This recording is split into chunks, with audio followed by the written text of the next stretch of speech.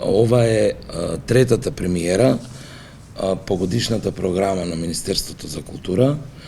а четврта во продукцијата на театар комедија. Ова премиера е малку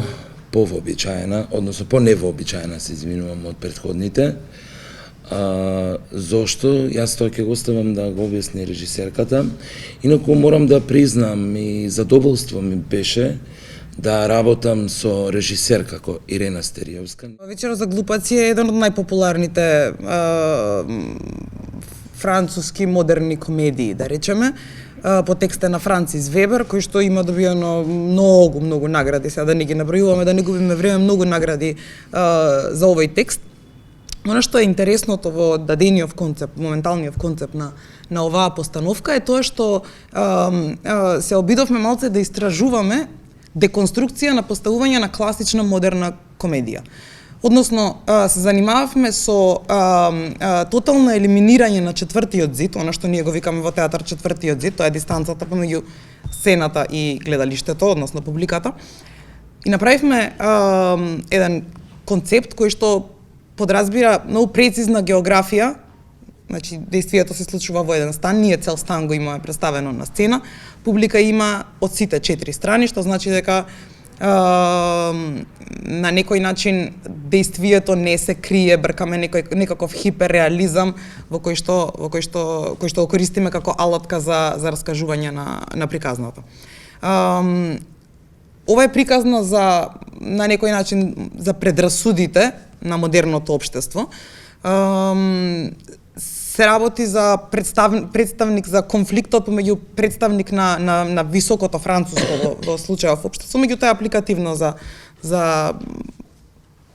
цел свет, да речеме, со честни исклучоци, во кој што од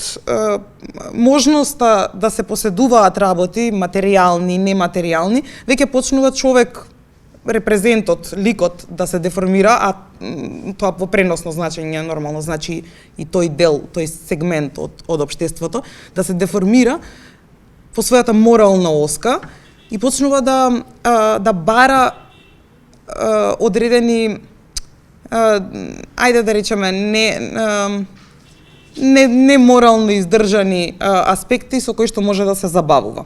Имено Вечера за глупаци, самиот наслов кажува, е приказна во која што представници од високото општество се собираат секој на вечери еднаш неделно, секој носи по еден глупак и се надпреваруваат чиј глупак е најголем глупак. Така што во овој сегмент концептот на некој начин, бидејќи главниот лик му се случува, ова би требало да биде обичен ден за него, но му се случува една незгода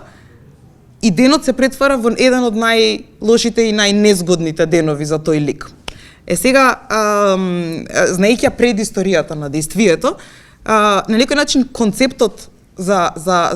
самата постановка го казнува главниот лик, бидувајќи тој жртва на воајеризмот на публиката, како што глупаците претходни се жртва на неговиот воајеризам. Што значи дека имаме една динамика таква во која што ја коментираме и предисторијата на приказната, меѓутоа коментираме и одзумируваме на некој начин од приказната и го коментираме социјалниот феномен, сегмент, општествениот во однос на тоа. Тоа што се однесува на приказната. Што се однесува на концептот, овој концепт се обидов да биде, да стреми кон оно што јас сметам дека е едно од најбитните задачи на денешните режисерите денес, а тоа е да го направат театарот атрактивен. Значи, оно што со кое што ние се соочуваме, односно театарот се соочува, е тоа што многу, ама апсолутно колку повеќе поминува време, толку повеќе модерните технологии, значи новите медиуми завземаат се поголем и поголем простор во однос на конзумација на уметноста. И сега ние ако сакаме да го стигнеме да ја стигнеме таа динамика на развивање на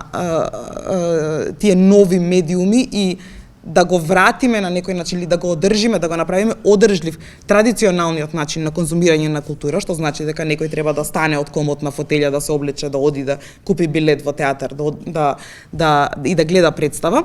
Ќе мораме да се погрижиме да дадеме атрактивност и да поставуваме актуелни прашања за кои што вреди да се стане од фотелја, од комотната позиција која што ја имаме и да одиме во театар. На сметка на тоа, дистанцата која што јас како режисер и во претходни представи ја имам истражувано, никогаш не сум ја сакала искрено таа дистанца помеѓу действието и публиката и секогаш се обидувам да ја инволвирам публиката како активен чинител во самото дело. Тоа не подразбира некаква интеракција, сега да не се сватиме погрешно, некаква интеракција во одредени случаи можеби, меѓутоа во конкретниот не подразбира интеракција, меѓутоа подразбира ставање во позиција на гледачот на активен воајер на действието, што на некој начин е поголемо инволвирање отколку таа дистанца од четвртиот зид, од гледалиште, каде што ти комотно како гледач можеш да посведочиш на, не знам, фарсите, ситуациите кои што се случуваат. Како што веќе кажа режисерката, концептот нуди ексклузивна можност како и за актерите со оглед на тоа што е скршен четвртиот зид, како и за актерите да не играат условно како што е навикнато во театар, тука за разлика од тоа, тука се игра на конкретни предмети, конкретна географија, стан означен со 4 соби, значи играме на реализам, каде што постои и бања, постои спална соба, постои дневна соба и постои кујна. Од тука, покрај можноста актерите да го имаат тоа искуство да играат на конкретни предмети, нуди ексклузивна можност како така и за публиката да реално учествува на практично да им дојде на гости во станот, значи со тоа што е поставена така публиката од 4 страни